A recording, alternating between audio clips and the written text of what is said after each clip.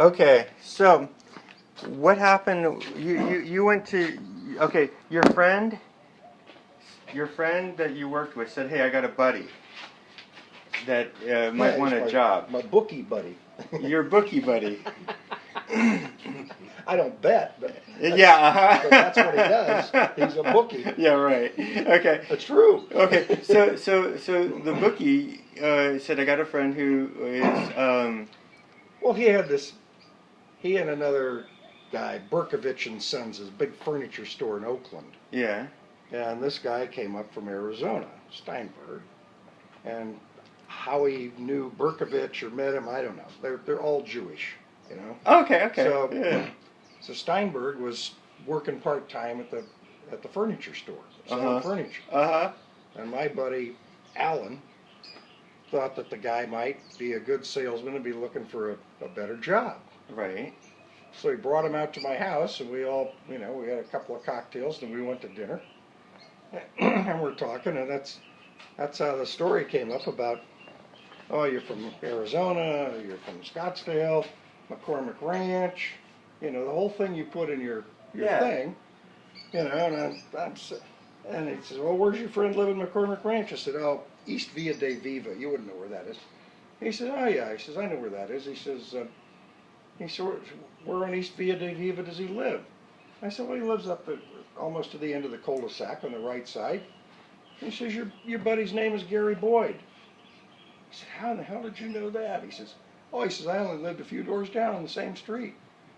I said, yeah, Gary used to tell me about a guy who, stabbed his wife, all these times and killed her and got off scot-free. And he says, that's me. And he says, I was walking in my sleep, and he says, you can see from the scars in my hand where I grabbed the knife from the wrong end.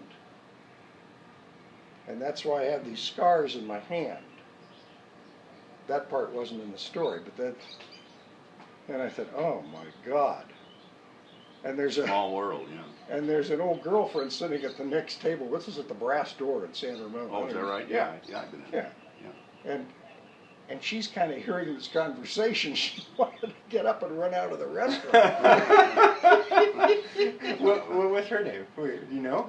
It was your girlfriend? Well, I had gone out with her. And we were friends. Yeah, gotcha, okay. She passed away years ago. Yeah. So. That's funny. Anyway, that was. Well, how did you kind of go after that in the sense that, hey, Steve, I don't work like murderers. I don't know, I'm not hiring a murderer.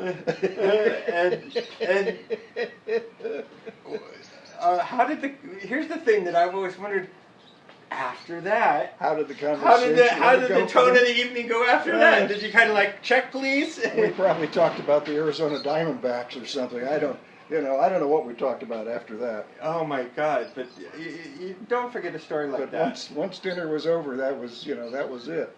And you hightailed it home, and then you picked up the guy and called. Like 2 weeks later, I don't know if you knew this, but 60 Minutes carried a segment. Yes, I know that. Yeah. Well, it was about 2 weeks later, and I didn't watch 60 Minutes that much, but my TV's on, and 60 Minutes comes on.